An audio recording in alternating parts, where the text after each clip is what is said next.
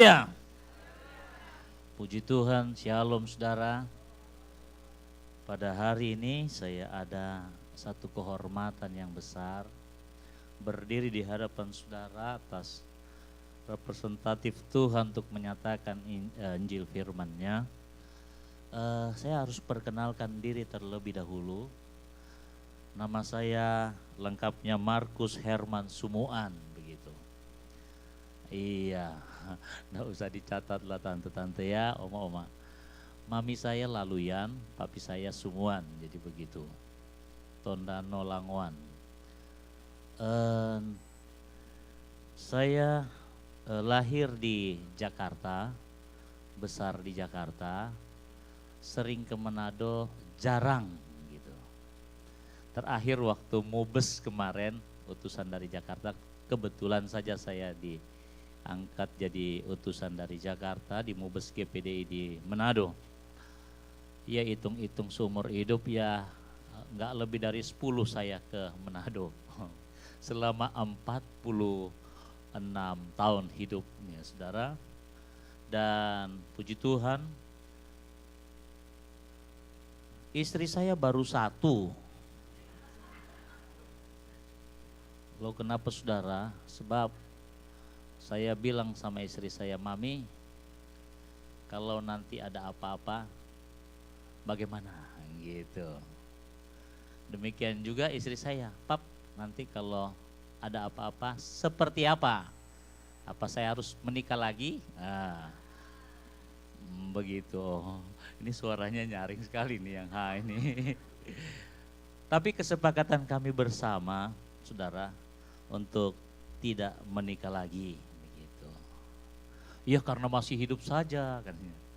Ya puji Tuhan, seperti itu, karena kami mencontoh orang tua kami, saudara. Seperti itu. Hidup kami adalah buah tidak jatuh jauh dari pohon, bukan? Itu sebabnya Tuhan berikan kami hal-hal yang luar biasa, bahwa hidup kami itu dimulai dari mimpi. Saya senang ada bersama dengan saudara, khususnya di kota New York, di tempat ini. Kehormatan bagi kami untuk pertama kali kami datang di Amerika, dan rencana kami pulang 2 bulan mendatang. Tujuan maksud datang ke Amerika adalah hanya untuk kami berkunjung ke Pastor Semi yang konon kembaran saya, katanya begitu.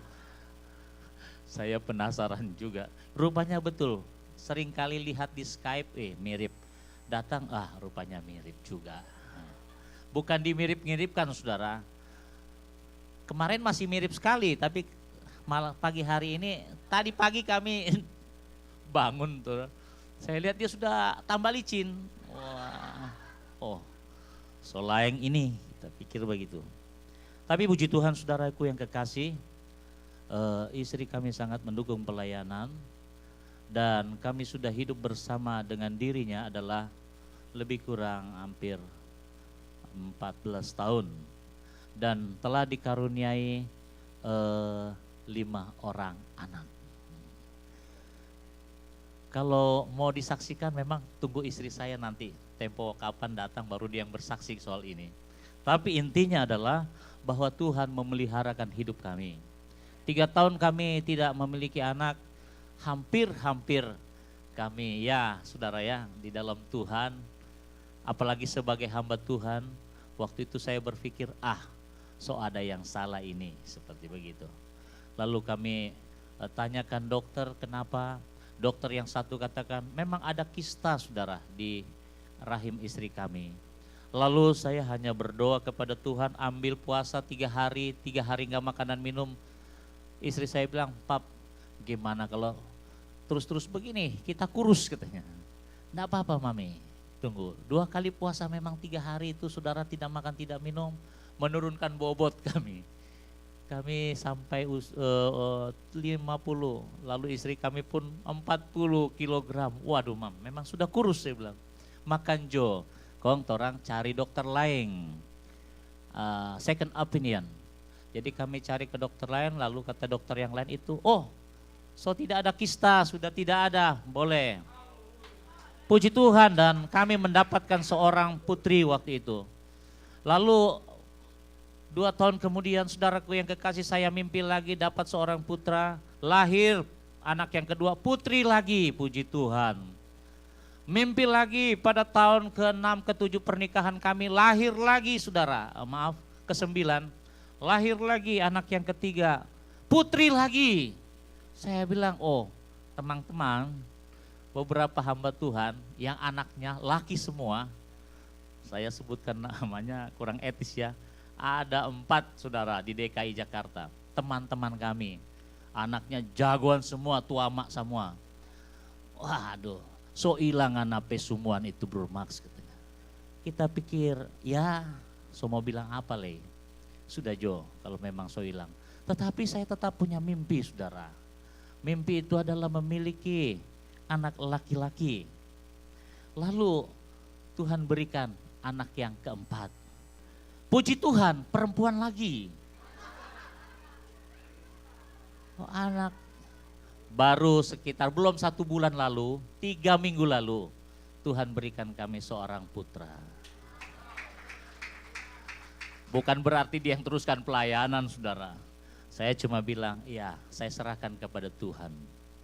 Segala apapun terjadi dalam dunia ini, Tuhanlah yang menuntun, membimbing. Kehendak Allah yang jadi dalam hidup kita. Kendati kita sudah berdoa bukan, kita sudah mengatakan segala hal kepada Tuhan. Kalau Tuhan buka jalan, tidak ada yang mampu menutup. Tapi kalau Tuhan sudah tutup jalan, jangan coba-coba membuka. Soal ke Amerika, kemurahan Tuhan. Masuk ke Amerika tidak harus pakai visa bukan. Tahun lalu saudara saya urus visa. Teman-teman bilang, urus Jo Bro Max. Potong tape talinga katanya. Sampai ada yang begitu, kalau bisa juga saudara. Iya bisa juga. Kalau Ibu Christine pasti tertawa dia. Saya waktu itu antri saja, ikut saja. Memang ada seorang yang dari Amerika yang menuntunnya. Lalu ketika ditanya saudara, pertanyaan-pertanyaan itu bukan yang menentukan diberikan atau tidak. Interview itu, saya ditanya, nah, tapi sebelumnya saya bilang saya diajar agen itu. Wah, kalau ditanya apartemen bilang punya Pak Pendeta. Oh, saya nggak bisa bohong, masuk neraka. Oh, enggak apa-apa Pak Pendeta, bukan itu masuk neraka. Bohong memang masuk neraka itu pasti Pak Pendeta, tapi dia bisa masuk Amerika. Saudara, oh lama-lama saudara tertawa terus, firman Tuhan kapan ini? Saya hanya pembukaan prolog saudara terlalu lama, nanti saya tanya, boleh Pastor Semi kesaksian dulu? Oh boleh, kata boleh, ya boleh. Puji Tuhan nih pastor ini, saudara, saya lebih tinggi kayaknya, seperti itu ya. Tinggi badan, tapi kalau ilmu beliau lebih tinggi. Ya, saya lihat gelar saudara doktor. Lalu bahasa Inggrisnya rupa air, buku-bukunya saya bandingkan dengan buku-buku di rumah. Wow, jauh saudara. Berapa lemari dia? Saya hanya 1 lemari itu pun tidak padat. Saya hanya punya mungkin 100 buku lah semuanya. Mar itu so dibaca semua, kita sindir pada dia. Ini so dibaca semua belum Bro Sam? Banyak begini. Sudah katanya. Sudah semua. Saya kaget juga saudara. Ya tentu saja pastor tidak bohong bukan? Pastor bohong masuk neraka. Kan begitu. Saya saudara, waktu menghadap di interview itu, ya terpaksa kalimat terakhir itu saya bohong. Ditanya, what is your name? Kata pertama itu, kalau pertanyaannya saya bilang apa? Karena saya kurang fasih berbahasa Inggris. Oh. Apa? Oh dia tuh oke. Nama Anda siapa? Saya sebut Markus Herman Sumuan. Lalu tanya pertanyaan sekitar 15 pertanyaan saudara. Apa tujuan ke Amerika? Saya bilang mau lihat patung Liberty. Oke. Dengan siapa? Sendiri. Oh berapa lama di Amerika? 2 minggu. Bohong. 2 bulan. Lalu saudaraku yang terakhir pertanyaannya. Punya, Anda tinggal di mana? Oh di gereja, di pastori. Punya apartemen? Saya bilang punya saudara. bohong. Lalu kemudian saya sudah calling Pastor Ronald Musuh. Nal, kalau ditanya bilang iyo, ngana sewa pak kita. Tapi saudara, tidak. Lalu saya sudah takut-takut juga, ya dapat puji Tuhan, enggak dapat puji Tuhan, tetap puji Tuhan bukan. Lalu saya oke, dikasih kayak kertas putih, 3 days, ke 3 hari sampai 4 hari nanti akan dikirimkan itu. Puji Tuhan dapat juga saudara. Nah sesudah itu tidak sampai di situ, banyak teman-teman tanya Pak kita bagaimana tuh cara itu. Oh caranya berdoa. Berdoa, memang berdoa saudara. Loh kalau nggak doa dari mana saya mau menghadap? Ibu Christine datang, dia tanya begini, iya Pastor Ronald serahkan sama saya. Bahkan terakhir ada namanya Maureen. Dia datang sama saya, Om bagaimana sih bisa sampai masuk? Saya bilang, iya berdoa dan bekerja menghadap saja ke sana. Nanti saya bantu. Saya lihat dia sudah ditolak tahun lalu. Wah kalau ini mah amazingnya saya enggak bisa. Saya bilang gitu, ya enggak apa-apa lah kalau enggak bisa. Oke deh, berdoa aja, ambil puasa ya Maureen, saya bilang gitu. Lalu saya datangi, ketika ditanya, puji Tuhan dia bisa saudara. Saya tidak tahu sebab saya pikir sampai agent juga bilang, wah ini kalau sudah pernah ditolak agak sulit. Apa Om? Saya bilang bagaimana caranya lah, you kan ahli rekayasa itu edit. Bagaimana? Ya Om doakan aja katanya. Ya saya doa-doa juga, tapi jangan terlalu banyak bohong kau wajar. Nanti kalau terlalu banyak bohong, Tuhan marah Pak orang. Enggak Om, yang penting kan dapat dulu visanya bukan? Wah saya bilang Tuhan tolong hal ini. Saya tidak mampu kalau untuk berbohong saudara. Kalau pendeta 1 kali bohong, neraka tempatnya. Neraka saudara. Tapi Tuhan pulihkan kami, lalu kami berdoa di rumah, saya katakan kepada istri saya, Mam bagaimana? Saya dikejar-kejar tadi dong. Istri saya bilang tenangkan, tenang papi, gak apa-apa kalau soal itu. Karena yang penting dapat visa. Lalu yang ini bagaimana Mam? Punya apartemen, ya siapa tahu seperti papi bilang, itu kan mimpi dulu, baru ada katanya. Saya diteguhkan istri saya, doakan saudara untuk saya dapat apartemen nanti. Seperti itu. Saya tidak tahu apakah pulang dari sini dapat apartemen. Saya tidak tahu. Kalau enggak pun apartemen saya ada yang lebih bagus di sorga saudara. Saya serius sekali untuk hal ini. Saya sering kali bicara di mimbar bahwa usia saya hanya sampai 60 tahun. Dan saya tahu ada tempat yang indah di sana bagi kami pekerja Tuhan. Baiklah saudaraku yang kekasih dalam Kristus Yesus, mari kita buka Alkitab yang kita miliki bersama. Saya ingin ajak kepada saudara untuk saya ingin kasih judul, kalau ada judul-judulan apa ya, mengatasi masalah tanpa masalah, seperti itu. Markus Injil pasalnya yang ke-6.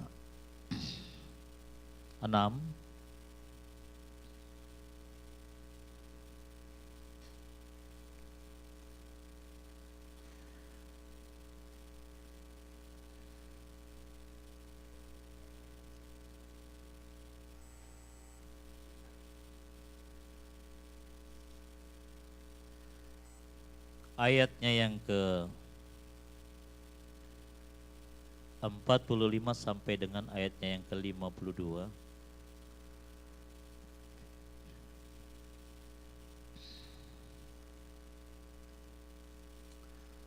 Bila mana saudara sudah dapat, dengan kasih Kristus, bila mana boleh kita membaca bersama secara bergantian.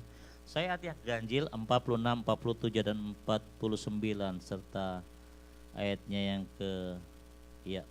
saudara yang kekasih ayat 46, 48 dan 50. Markus pasal 6, firman Allah. Sesudah itu Yesus segera memerintahkan murid-muridnya naik ke perahu dan berangkat lebih dulu ke seberang ke Betsaida, sementara itu ia menyuruh orang banyak pulang.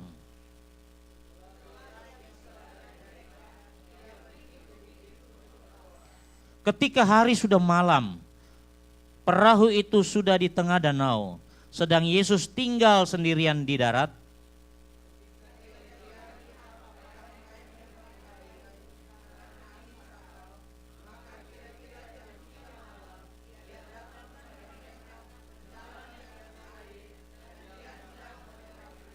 Ketika mereka melihat dia berjalan di atas air, mereka mengira bahwa ia adalah hantu. Lalu mereka berteriak-teriak. Sebab mereka semua melihat dia dan mereka pun sangat terkejut. Tetapi segera ia berkata kepada mereka, "Tenanglah, aku ini, jangan takut." Puji Tuhan, silakan saudara duduk kembali. Bapak Ibu kekasih dalam Kristus Yesus, dari pembacaan kita bersama pada pagi menjelang siang hari ini adalah satu kisah yang terjadi di Tasik Galilea, Danau Genesaret, atau dalam istilah lama saudaraku yang kekasih, Danau Kineret. Nah, saudara yang kekasih dalam Kristus Yesus, danau yang adalah dalam pengertian pemahaman ketika kita hidup di dalam dunia seperti itu, saudara, keadaan yang tidak kita ketahui kemanapun dan di hadapan kita. Yesus menyuruh murid-muridnya untuk bertolak ke seberang. Ada arah tujuan. Tetapi ketika di tengah danau, saudara, murid-murid mengalami satu masalah yang luar biasa. Kendati murid-murid memiliki latar belakang yang adalah nelayan, sesungguhnya sudah tahu seperti itu. Hal yang terjadi, murid-murid mengalami kepayahan mendayung karena angin sakal. 3 masalah yang ingin saya sampaikan kepada saudara, 3 hal yang menjadi penyebab dalam setiap masalah ini. Yang menjadi latar belakang masalah itu terjadi, saudara. Pada waktu tengah malam ketika murid-murid mendayung, dan mereka mendayung menuju tempat di depan sana, Yesus ada di darat, murid-murid mengalami kepayahan yang sangat. Oleh sebab angin sakal adalah angin yang terjadi dari depan, membuat perahu itu, saudara, susah untuk berjalan, susah untuk melaju. Jangankan kencang, mereka sudah mendayung sekuat tenaga. Tetapi perahu itu memang maju kemudian mundur lagi. Maju sedikit mundur lagi. Seperti di tempat, saudara. Dalam hidup ini, saudara, masalah yang terjadi yang pertama dan umum adalah masalah biasa. Fenomena biasa. Orang lain juga alami. Kejadian ini berlatar belakang oleh sebab, saudara yang kekasih, karena angin sakal, ada tantangan dari depan. Terpujilah Tuhan bagi Anda semua jemaat di tempat ini, yang oleh kemurahan Tuhan Anda dapat berangkat ke Amerika mencari penghidupan yang lebih baik. Tetapi tantangan itu tetap ada, bukan? Ya, hal yang luar biasa, saudaraku yang kekasih. Saya ingin lebih maju, bukan lebih kaya sih. Tetapi lebih maju lagi. Tetapi tersendat-sendat seperti itu, saudara. Saudaraku yang kekasih dalam Tuhan, yang pertama adalah masalah itu adalah masalah fenomena biasa yang terjadi. Tantangan biasa orang lain juga alami. Oh, saya susah, kata jemaat. Orang lain juga susah. Saudaraku yang kekasih di dalam Tuhan, oh masalahnya begini om, di Jakarta saya seringkali menghadapi keluhan seperti itu. Kalau Tuhan pilih kita, saudara, memanggil kita, menetapkan kita menjadi umat Tuhan, bahwa kita adalah pilihan, tentu saja adalah hal yang luar biasa dalam diri kita di pemandangan pencipta itu. Walaupun mungkin kita ada kelemahan, kekurangan, tetapi kalau Tuhan pilih kita, tentu saja ada hal yang luar biasa dalam diri kita.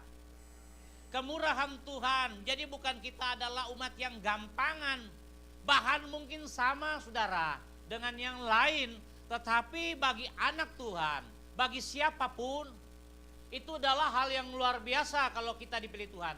Dengan pegawai yang lain mungkin sama, tetapi saudaraku yang kekasih, kalau Allah yang memilih kita, maka kita adalah pilihan yang luar biasa. Kita biasa-biasa saja, tetapi Tuhanlah yang memampukan kita mengalami sesuatu hal yang luar biasa. Itu sebabnya saudaraku yang kekasih, pada bagian pertama ini ketika murid-murid mendayung karena angin saka dan susah sekali untuk bergerak. Tapi saudaraku yang kekasih, tenggelam tidak. Hanya susah untuk maju saja. Susah untuk lebih ada lagi. Susah untuk lebih mampu lagi. Kayaknya sudah mentok ini. Tapi Tuhan datang kepada mereka di tengah danau Galilea. Lalu mereka melihat Allah, mereka melihat Tuhan. Mereka menyangka bahwa Tuhan itu seperti hantu. Hantu itu. Lalu Tuhan datang masuk ke dalam perahu mereka.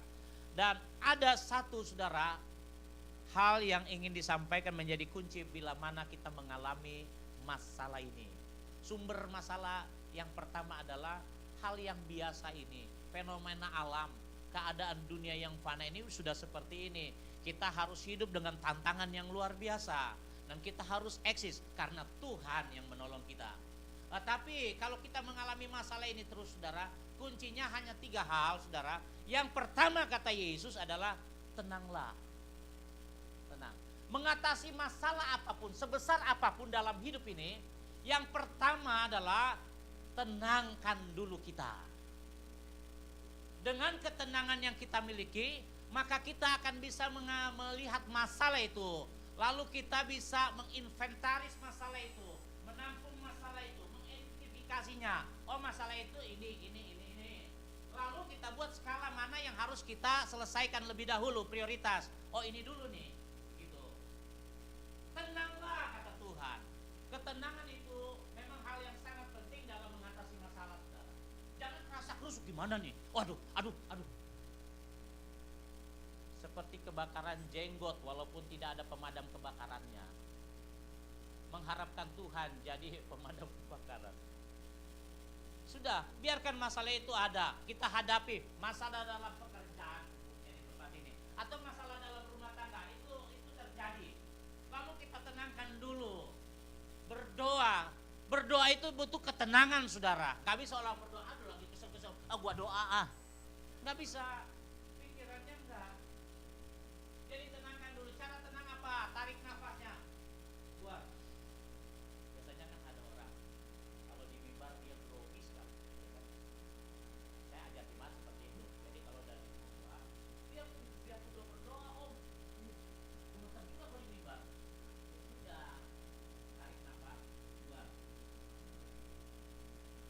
Tarik nafas dulu. Buat. Ini tenang, darah-darah udah. Jangan jangan suruh saya berdoa. Kalau saya berdoa terus banget. Dari pertama sampai akhir gak butuh 5 detik. Ada yang dia buka doa, wujud Tuhannya gak ada, susah nutupnya. Ada saudara. Kalau di sini tidak. Tentu pas Bapak Ibu Gembala mengajar yang doa di tempat kami ada saudara. Bahkan ada Ibu Luciana, suaminya tentara, Ion Air, tapi sudah almarhum. Dia sering datang. Dulu kita kira 7 tahun lalu, dia berkata, Pak Gembala, Ibu Janda ini. Saya lihat dia, kalau dia datang selalu terlambat. Saya tanya, Tante, kenapa kalau Pak Gembala, saya takut disuruh doa. Kenapa disuruh doa? Saya kan belum bisa. Oh iya. Lalu saya ajarkan berdoa. Ya berapa bulan, 2-3 bulan dia udah bisa berdoa sekarang. Lama ya. Dia datang pagi pulang lagi. Pertama pulang. Lalu dia tanya apa? Saya lihat raut wajahnya. Kenapa sedih? Iya. Tapi sekarang udah bisa berdoa. Gak pernah disuruh-suruh. Oh iya, saya mengerti. Sudah. Saya umumkan. Jadi nanti kalau ini berdoa, senang dia. Ada orang sudah siap nggak disuruh, belum bisa dia disuruh, takutlah dia. Kembali kepada firman. firman Allah. Saudaraku yang dikasih dalam Tuhan, tenangkanlah. Langkah pertama mengatasi masalah yang biasa itu, sumber masalahnya biasalah orang lain alami, tetapi seringkali kita merasa bagi setiap orang masalah yang dihadapinya adalah lebih daripada permasalahan dunia ini. Permasalahan temannya kecil itu masalah sekali lebih besar. Karena dia subjektif, menurut sudut pandang dia. Lalu saudaraku yang kekasih, yang pertama tenang. Untuk kita dapat melihat masalah dengan sebenarnya. Lalu kita menempatkan semua masalah itu pada tempatnya. Kita selesaikan mana langkah step by step begitu. Lalu saudaraku yang kekasih dalam Tuhan, yang kedua sesudah kita tenang, kata Tuhan, aku ini. Tuhan ingin menunjukkan eksistensinya, dirinya. Saya ini loh. Aku ini Yesus. Kita punya lagi. Yesus itu sekarang di sorga, keberadaannya, dan dia senantiasa melihat apa yang menjadi permasalahan kita. Masalahnya adalah yang terjadi, apaan dia mau menolong kita kan begitu. Masalah ini kok masih ada, tiap minggu ke minggu udah didoain kok masih ada, seperti begitu. Kata Tuhan, aku ini. Biarlah kita terus memandang Tuhan itu. Ada lagu pujian lama kata, pandang saja kepada Yesus, pandang saja kepada Yesus. Hanya pandang saja kepada Dia. Pandang Dia lewat sabdanya. Kita dapat membaca sabdanya. Seakan-akan kita dapat memandang akan dirinya. Karena Yesus adalah firman Allah yang hidup. Yang dahulu turun ke dalam dunia, dilahirkan melalui proses seperti itu. Lalu Dia kembali ke surga firman itu. Lalu kita tidak ada firman sepertinya. Namun ada tertulis. Inilah ayat-ayat itu. Saudaraku yang kekasih di dalam Tuhan, itu sebabnya dibaca.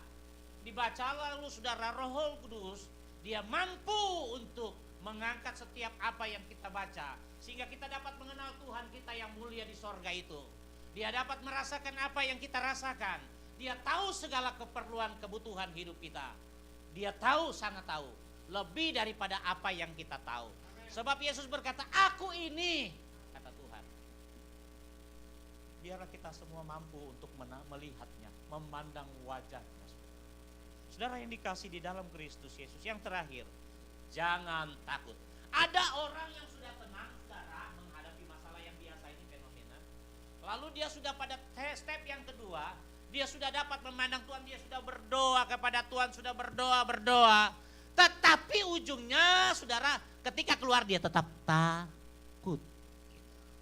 Saudara pernah alami hal itu? Ataukah saudara masih alami hal itu? Aduh, insurance gua belum diganti-ganti nih, gua udah berdoa. Ada hal yang seperti ini, saudara. Dia tidak sudah tenang. Dia sudah serahkan kepada Tuhan dan dia mampu memandang Allahnya. Tapi saudara, yang tidak dapat dipungkiri, ketika dia hidup di luar, bergaul di luar, kalau di gereja dia tidak takut. Haleluya, puji Tuhan. Tetapi ketika dia mengalami di tempat pekerjaan, di rumah, melihat istri, melihat suami tampak cemberut, kemudian melihat anak lagi, senang lihat anak, tapi melihat suami kurang senang, melihat istri kurang senang. Ada ketakutan, ada kekhawatiran juga di sana. Saudaraku yang kekasih di dalam Kristus Yesus, firman Allah, Yesus katakan, tenanglah, sudah di dalam perahu Yesus, aku ini, jangan takut. Walaupun kita dekat Tuhan, saudara, bisa takut. Raja Daud adalah raja yang selalu melekat di hati Tuhan. Berkata, bila Allah di pihak saya, ada bersama dengan saya, mengapa jiwaku kamu harus takut?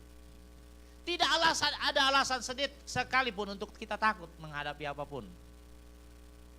Saudaraku yang kekasih di dalam Kristus Yesus, kami pelayanan di Semper, di Kampung Kandang namanya. Ada lagi Kampung Kurus di sebelah kami, kampung-kampung orang Betawi asli yang sudah ratusan tahun mereka hidup di situ. Kami ya, haleluya puji Tuhan. Tetapi seringkali saya penakut juga, saudara. Drumnya, kami memang nggak pakai akrilik ya, drumnya. Tapi suka sekali drummernya. Sudah langsung hajar kita. Saya bilang jangan bro, janganlah. Ya om, kalau nggak ini nggak enak. Bukan nggak enak, aduh.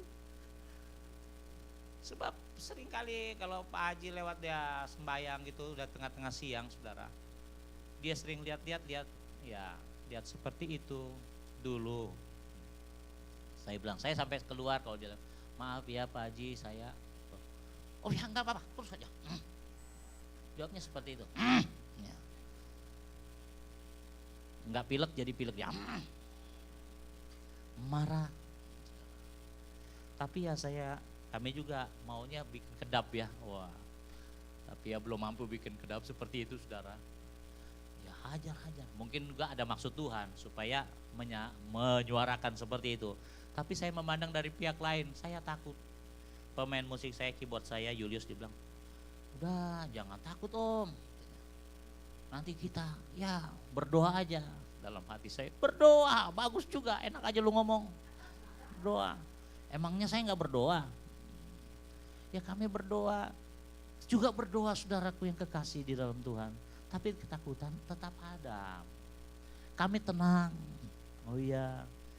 Ada di samping gereja saudara, dia baru pindah lalu dia bilang ke tetangga, kok ini gereja, ini, ada gereja, kok berisik banget begini. Saya datengin, Pak Ibu saya pikir kami lebih dahulu ada, kenapa komplain, kalau komplain ke saya saja bicara apa, jangan ke tetangga. Oh enggak, Papi Karen, anak saya yang pertama Karen namanya. Begini, kami terganggu, istri saya sakit gigi, memang betul sakit gigi. Dia bukan alasan, memang sakit gigi. Lalu saya mohonkan sangat untuk bisa, ya kalau saya salah maaf ya, saya bilang begitu. Akhirnya mengerti saudara. Biasanya masalahnya cuma komunikasi bukan?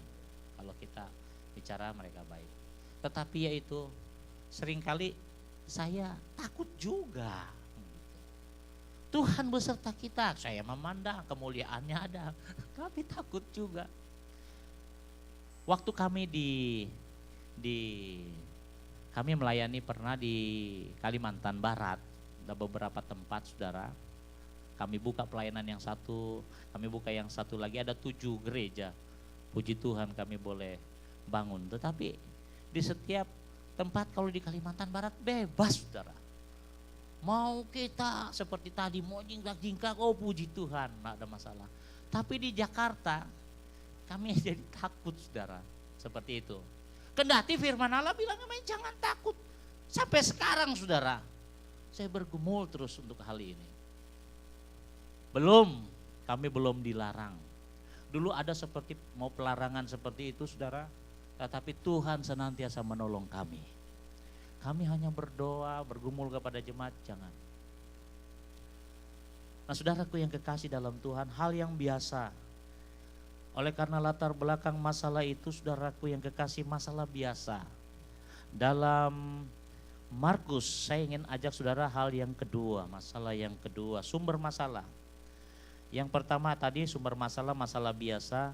Markus mencatat di dalam Injil Markus pasalnya yang kelima, saudara. Saya bacakan bagi saudara dari pasalnya yang keempat saja. Ayatnya yang ke-35 sampai Injil Markus pasal 5 ayat yang ke-7, panjang ini saya bacakan bagi saudara. Pada hari itu, Injil Markus pasal 5 ayat 35 sampai Markus pasal 4 ayat 35 sampai pasal 5 ayat 7. Pada hari itu, waktu hari sudah petang, Yesus berkata kepada mereka, marilah kita bertolak ke seberang. Mereka meninggalkan orang banyak itu lalu bertolak dan membawa Yesus beserta dengan mereka dalam perahu di mana Yesus telah duduk, dan perahu-perahu lain juga menyertai dia. Lalu mengamuklah taufan yang sangat dahsyat dan ombak menyembur masuk ke dalam perahu sehingga perahu itu mulai penuh dengan air. Pada waktu itu Yesus sedang tidur di buritan di sebuah tilam. Maka murid-muridnya membangunkan dia dan berkata kepadanya, Guru, engkau tidak peduli kalau kita binasa? Ia pun bangun menghardik angin itu dan berkata kepada danau itu, diam, tenanglah. Lalu angin itu reda dan danau itu menjadi teduh sekali. Lalu ia berkata kepada mereka, mengapa kamu begitu takut? mengapa kamu tidak percaya? Pasal 5 ayat 1 dan seterusnya. Lalu sampailah mereka di seberang danau di daerah orang Gerasa. Baru saja Yesus turun dari perahu, datanglah seorang yang kerasukan roh jahat dan dari pekuburan menemui dia.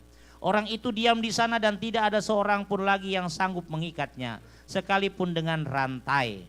Karena sudah sering ia dibelenggu dan dirantai, tetapi rantainya diputuskannya dan belenggunya dimusnahkannya. Sehingga tidak ada seorang pun yang cukup kuat untuk menjinakkannya. Siang malam ia berkeliaran dan ayat 7. Ayat 6, ketika ia melihat Yesus dari jauh, berlarilah ia mendapatkannya lalu menyembahnya. Dan dengan keras ia berteriak, apa urusanmu dengan aku, hai Yesus, anak Allah yang maha tinggi? Demi Allah, jangan siksa aku. Saudaraku yang kekasih dalam Tuhan, sumber masalah yang kedua dalam cerita ini, saya ingin sampaikan kepada saudara, kejadian juga sama di danau. Tetapi dalam peristiwa yang berbeda. Ketika Yesus bersama murid-muridnya bertolak untuk menuju tempat daerah orang Gerasa. Ketika di tengah danau ada angin taufan yang dahsyat, bukan angin sakal. Angin taufan yang sangat dahsyat menyembur masuk. Tapi Yesus ketika itu tidur, saudara. Lalu ketika udah penuh dengan air, perahu itu sudah hampir mau tenggelam, murid-murid membangunkan Yesus. Bangun, guru, kamu tidak peduli, guru tidak peduli, kita udah mau binasa ini, kita udah mau tenggelam. Saudara, yang terjadi, Yesus bangun, firman Allah katakan Yesus menghardik. Menghardik dengan keras angin, danau, dibilang danau lu di sini.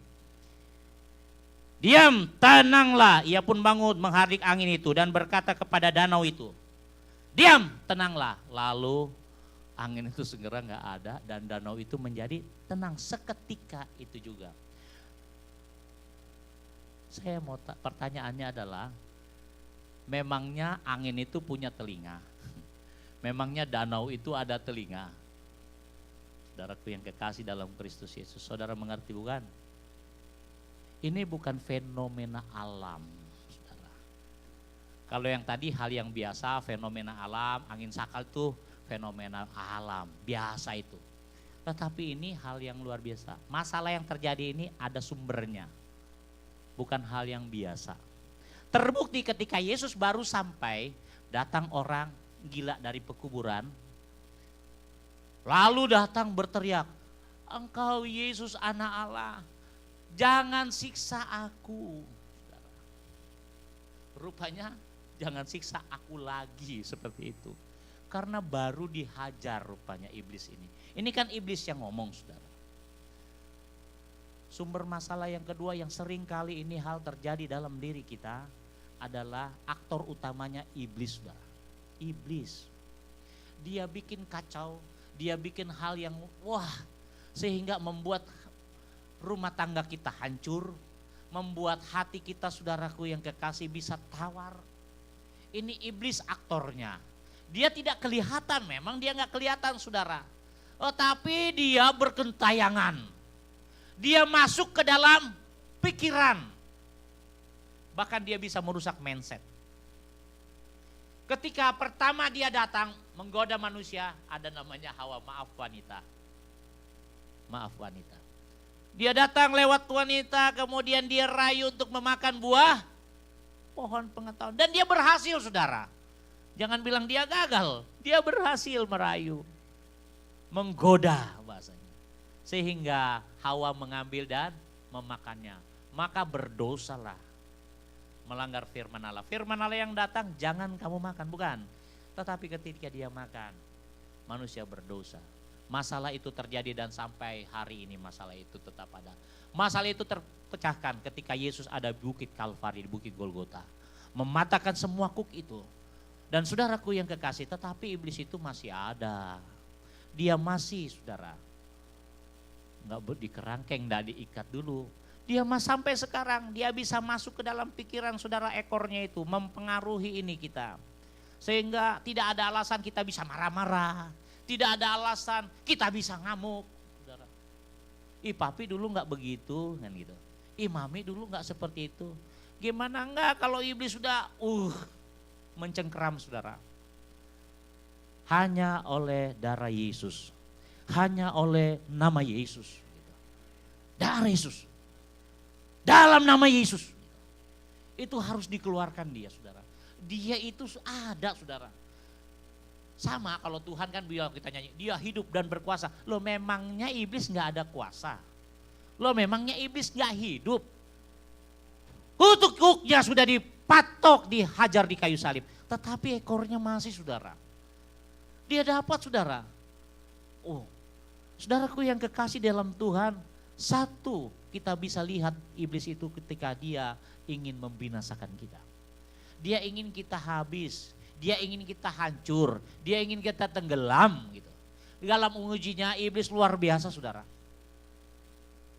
Oh iblis biasa-biasa, siapa bilang biasa-biasa? Dia luar biasa, Allah lebih luar biasa lagi. Gitu. Jangan pernah meremehkan dia. Saudaraku yang kekasih di dalam Tuhan, iblis dia ada, dia menguasai di danau itu, penguasa danau dia. Dia buat angin tofan yang luar biasa. Tetapi Yesus berkata, diam, tenang. Lalu tenang, kabur iblisnya, kabur ke darat ke Gerasa. Dikejar kan sama Yesus sampai di Gerasa, sampainya di situ baru aja Yesus turun. Wah, dia masuk ke dalam orang disebutkan di sini adalah orang gila. Lalu dia datang kepada Yesus. Apa urusanmu dengan saya? Jangan siksa saya katanya. Belum waktunya memang saudara. Karena Yesus belum disalibkan waktu itu. Saudaraku yang kekasih di dalam Tuhan, dalam hidup kita dia dapat menyamar seperti apapun saudara. Untuk menggoda kita supaya kita hidupnya jatuh dalam dosa. Pertama yang dia itu saudara tentu saja dari mata. Bukankah dosa itu awalnya dari mata ketika melihat saudara? Hawa melihat buah itu baik. Raja yang paling ada di dekat hati Tuhan namanya Daud. Daud juga bisa jatuh ketika dia lihat, wah Betseba mandi, wah montok juga ini. Oh iya, makanya hati-hati saudara kalau melihat memandang. Di sini banyak saudara saya sepanjang hari ini. Waduh, saya bilang habis saya ini. Habis benar. Ancor di sini, aduh. Tapi mau lihat di mana tuh? Ya, baik yang putih, yang apalagi yang hitam. Kalau yang hitam seker, mau bilang apa lagi ini? Aduh Tuhan, tolonglah. Tapi saya nggak bisa berpura-pura mau kayak ahli, pasti lihat bukan? Kemarin di Times Square kami diajak, terima kasih Pastor. Beliau ajak kami di sana. Waduh, memang nggak disentuh, mari dilihat. Atau itu awal kejatuhan saya kali. Kalau nanti saya jatuh, mudah-mudahan nggak jatuh, saudara. Tuhan tolong. Mau bagaimana? Pasti lihat bukan? Istri jauh. Tapi puji Tuhan, Pastor siapkan kami Skype jadi kami bisa lihat istri saya terus. Oh, enak. Lihat anak saya lagi nangis-nangis, saya terhibur, saudara. Puji Tuhan. Kalau nyanda, ya tidak tahu apa yang terjadi. Yang teriaknya kuat pemimpin pujian nih. Saya doakan supaya cepat menikah Anda. Karena perlu itu. Ya saudaraku yang kekasih, kita kan masih daging ya. Masih daging gitu. Masih lihat, dan awal jatuh, awal dosa itu yang digoda itu, awal iblis itu melihat dari mata. Lihat, kalau ada orang bilang ada lagu mah, lihat kebunku. Kalau di sini lihat uangnya dia, aduh lebih banyak. Timbul kan? Lihat, ada untuk memiliki saudara, untuk memakan, untuk menikmati, untuk memiliki. Itu dari penglihatan pertama, bukan? Dilihat. Kalau tetangga-tetangga di sana, dia so beli motor, saya baru tahu mobil di sini harganya, saudara.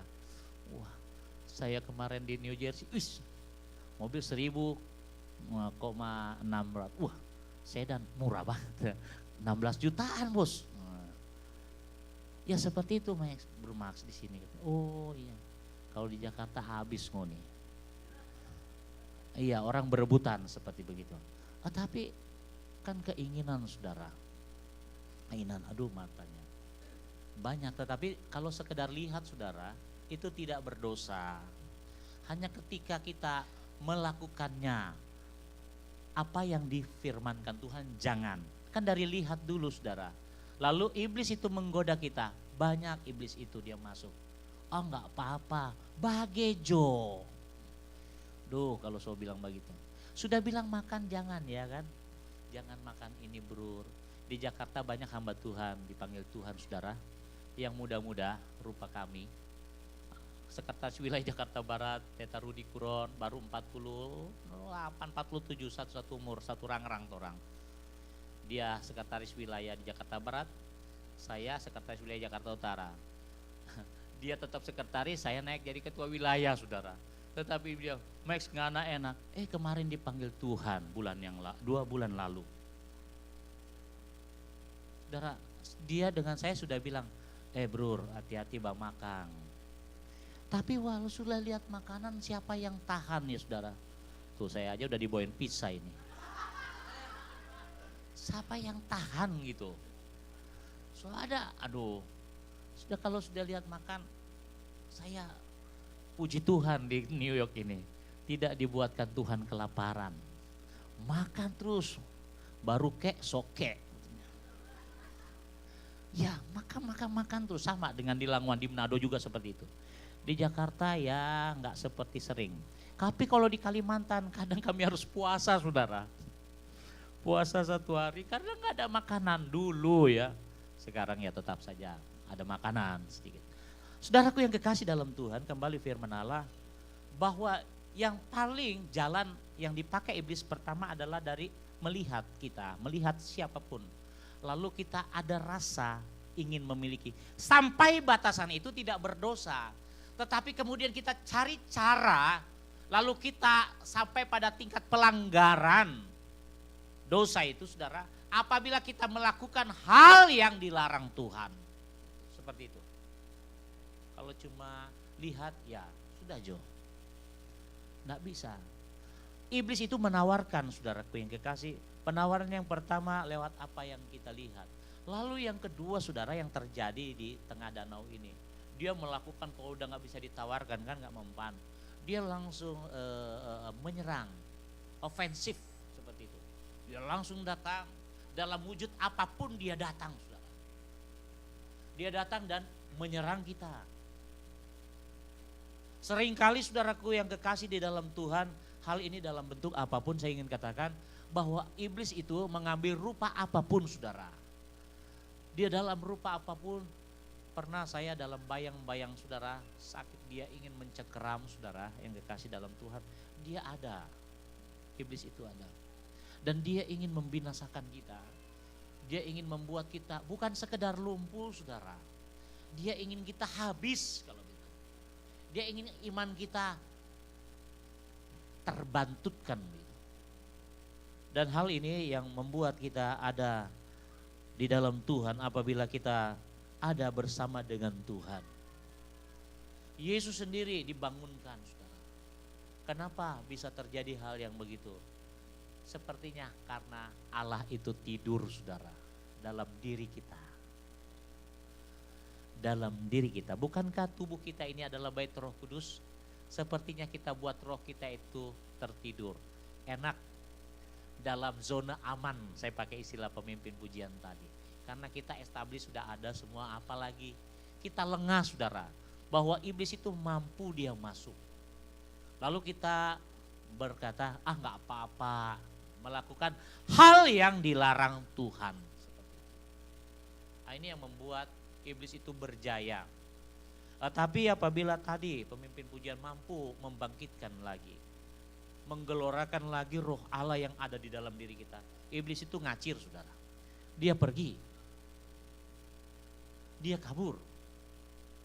Tetapi ya tidak tahu lagi. Besok ketika kita keluar dari pintu ini.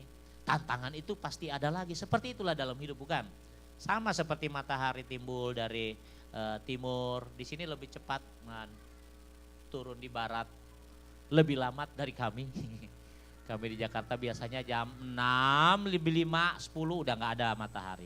Di sini sampai jam 7, jam 8, masih ada. Saya terkesima juga, masih terang di sini. Kemarin kami sarapan malam hari jam 1 malam baru makan. Udah biasa katanya. Jam 1 malam. Istri saya ketawa di sana siang hari kan, nanti siang hari. Iya mam, di sini makan jam 1 malam dan enak. Luar biasa. Tapi kalau makannya banyak, di situ ada iblis juga saudara. Nah, sudah tertawa kan? Oh iya. Iya betul. Makan jo ngana, makan jo. Nanti penyakit itu menimbun diri kita saudara. Yang saya tadi sebutkan, teman saya mati banyak yang mati muda. Ada Peter Pangemanan yang daerah Jakarta Timur, kalau sudah tahu, umur sama 45 juga. Yang baru kemarin Rudi Kuron. Sampai ketika penguburan di tempat kami saudara, ada penasihat MD bilang sama saya, Max, kiapa om? Ini penasehat bilang, kiapa ngoni ini ndak jaga-jaga makanan? Oh sudah so jaga kita om. Kita lihat ngana memakan banyak juga, hati-hati Max. Ngana mau pergi sama dengan dorang. Itulah kita bingung om, ini muda-muda kok sudah pergi. Om ini udah masuk keluar rumah sakit belum Tuhan panggil. Iya saudara, penasehat MD itu ada 10, belum ada satupun yang dipanggil Tuhan. Padahal sudah keluar masuk rumah sakit, makanya tak sindir ada Om Pauki. Ya seperti itu, kita biasa gurau dengan tuh hamba-hamba Tuhan senior kita, tunduk-tunduk dan memang mereka beri contoh yang baik. Tetapi soal makanan bisa iblis masuk saudara lewat situ. Kita main hajar aja, so dikuduskan bukan katanya. Yo so dikuduskan. Oh itu tapi ngana darah tinggi. Oh biar darah Yesus lebih tinggi kata. Ada yang bilang begitu saudara. Saya hanya bilang ya sudah Jo, ngana hidup dengan ngana iman. Mari yang ngomong begitu belum dipanggil, puji Tuhan. Semua ada waktunya dipanggil bukan? Tapi jangan sampai dipanggil gara-gara iblis. Kasih rusak dulu tuh badan. Saudaraku yang kekasih di dalam Kristus Yesus. Saya tidak ingin membuat saudara tertawa terus. Hal yang ketiga itu iblis, yang kedua sumber masalahnya, yang ketiga yang terakhir saja. Ibu Gembala, sampai kapan saya ngomong? Setengah jam. 10 menit lagi ya. Daniel, ini yang ketiga saudara, ini yang terakhir. Pasalnya yang pertama, kisah ini saudara sudah tahu, berkata demikian, berbunyi. Pada malam yang ketiga pemerintahan Yoyakim Raja Yehuda, datanglah Nebukadnezar. Oh, maaf saudara. Yunus pasal 1, aduh ini lagi. Yunus tetap di laut ya, di danau, di laut.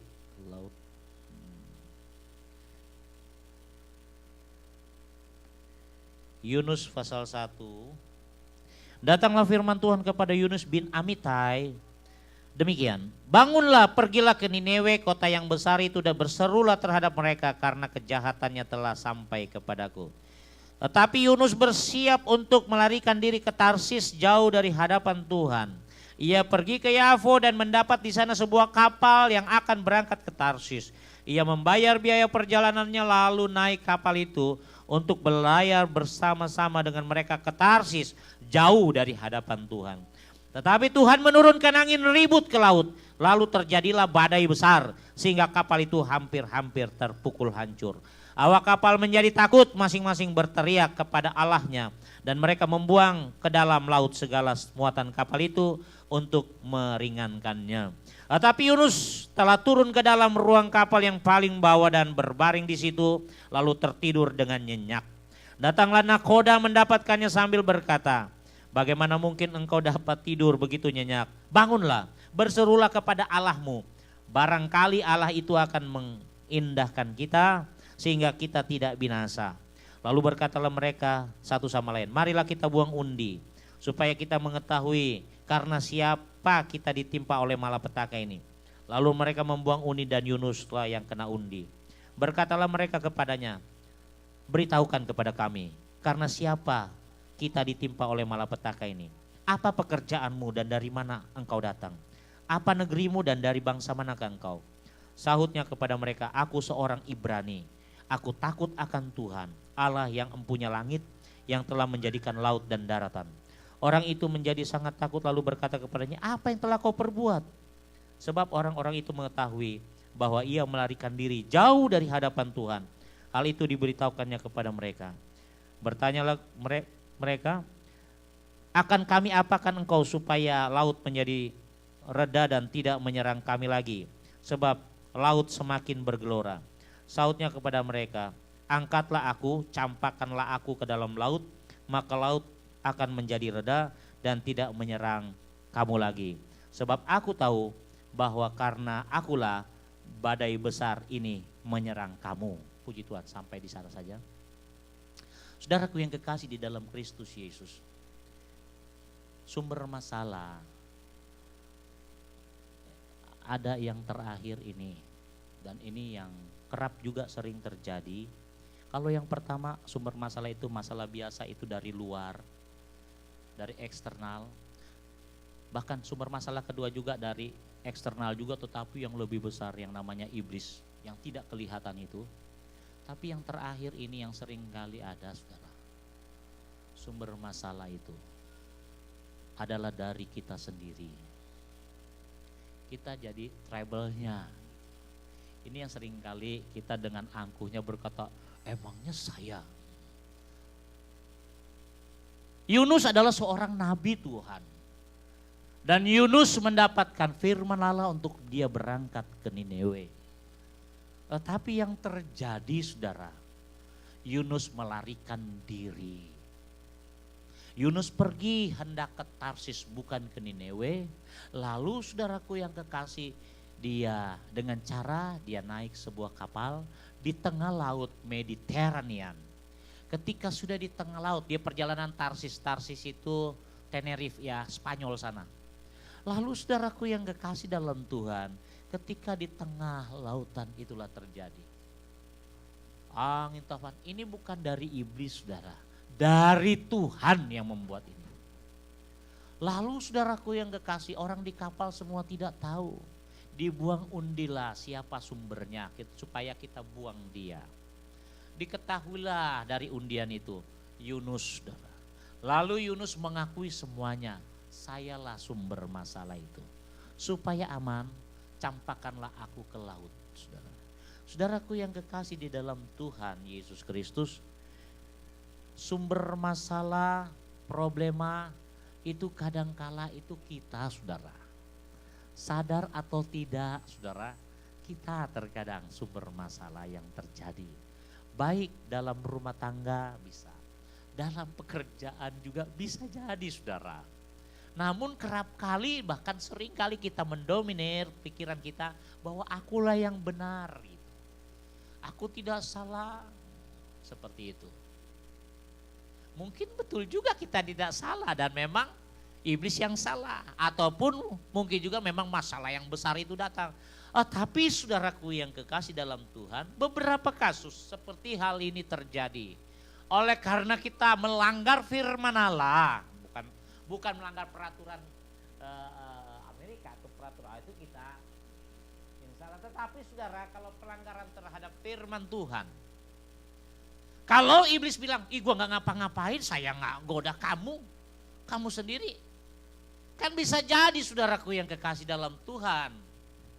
Karena kita terjerat, saudara, dengan keinginan kita sendiri. Menimbang-nimbang, gak pakai doa lagi, saudara. Pergi ah. Lalu terjadi sesuatu hal. Lalu dia bilang, ini Tuhan gak menolong saya. Kok sampai terjadi accident. Lalu iblis juga bilang, memangnya saya, kok yang langgar tuh lampu lalu lintas. Gara-gara iblis, enaknya seperti itu. Iblis aja dituduh, saudara. Iblis bilang dari tempatnya perhentian sementara di neraka, enak aja, saya nggak goda kamu. Kamu yang nabrak sendiri, udah tahu itu lampunya masih merah, kamu main terus aja.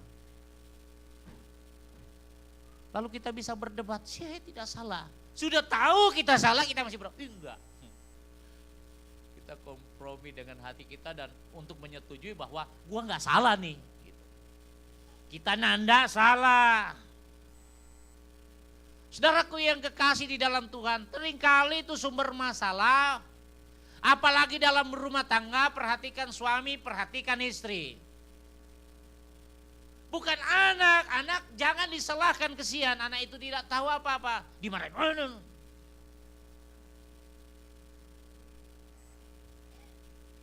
Ada satu kali, ada hamba Tuhan, dia bertamu saudara dari Kalimantan Barat, anaknya masih kecil, 2 tahun lebih ya, 3 tahun seperti itu, laki-laki. Ada suami, ada istrinya. Lalu dia pecahkan kaca kami, kaca meja kami, tak gitu. Dimarah-marahin anak. Oh, saya bilang jangan dimarahkan anak itu.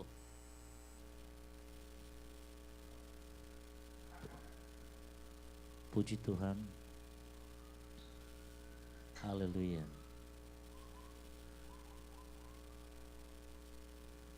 Jangan dimarahkan anak itu.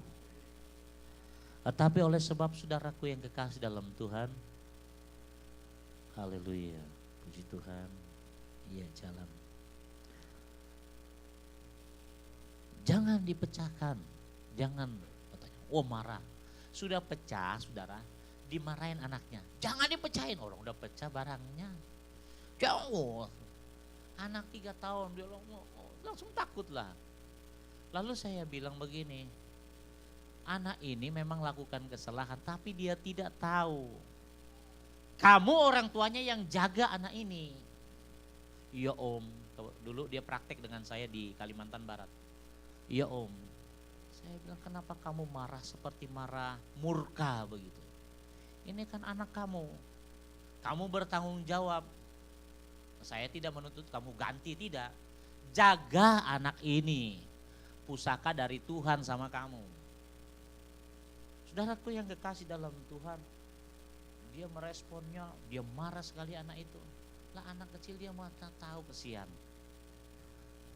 Orang tua, ya, dia enggak tahu, dia harus anak itu kan dibimbing, diarahkan.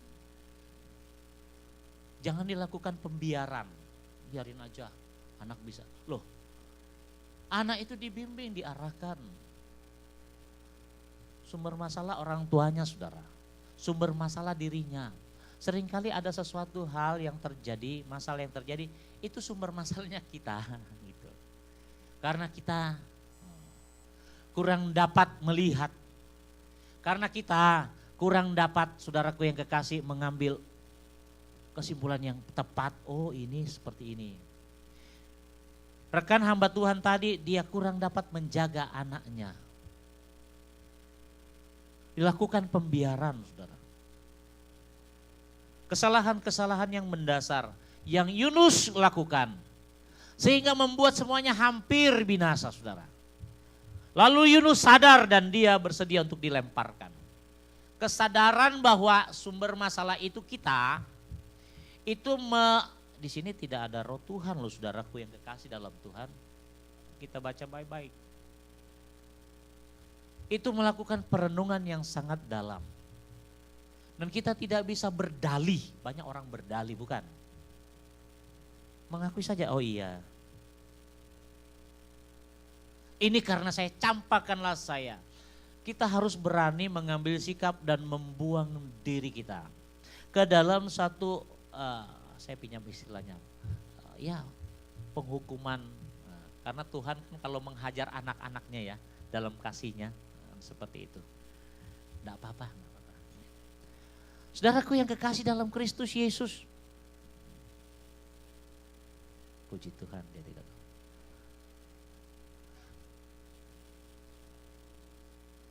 Yunus yang tidak, dia tahu saudara, dia tahu sumber masalah saya. Ini memerlukan saudara bukan hanya kedewasaan rohani, tetapi saudaraku yang kekasih dalam juga kita mengetahui apa yang Tuhan kehendaki dalam diri kita. Kalau belum bisa kita selalu akan lebih cenderung menyalahkan orang lain kalau ada masalah yang terjadi, lalu kita harusnya memandang kepada orang lain yang salah, kita yang paling benar seperti itu. Nah, saudaraku yang kekasih di dalam Tuhan, apabila kita menjadi sama seperti sang Nabi Yunus, lalu ketika sesuatu terjadi, lalu kita sadari ini kita salah, hal yang luar biasa itu akan terjadi. Ketika kita masuk apapun dalam keadaan apapun saudara ya, keadaan gelap, Yunus dia dicampakkan ke dalam lautan. Bukan hanya gelap, basah kuyup, dan Yunus berpikir mati dan dimakan oleh ikan besar. Saudaraku yang kekasih, hal itulah yang terjadi dalam diri kita apabila kita mengalami hal seperti itu. Sumber masalahnya kita akan malu setengah mati, malunya minta ampun. Rasa-rasa gue mau pulang ke Indonesia lagi deh. Hal yang terjadi adalah biarkanlah Tuhan melakukan kehendak dalam diri kita. Kita serahkan saja kepada Tuhan. Tuhan, saya sudah malu. Tuhan, saya banyak kekurangan. Kenapa saya begini ya Tuhan? Katakanlah, kalau sumber masalah itu kita, kenapa tidak Tuhan dengan rahmatnya yang besar dan berlimpah itu berlaku juga bagi saudara. Bukan hanya bagi Yunus. Bukan hanya bagi Yunus. Limpahan kasih anugerahnya bagi kita juga. Apapun yang menjadi sumber masalah dalam hidup kita oleh karena kita, karena kesalahan, karena kebodohan, karena keangkuhan hidup kita, Tuhan masih berkemurahan. Itu saja.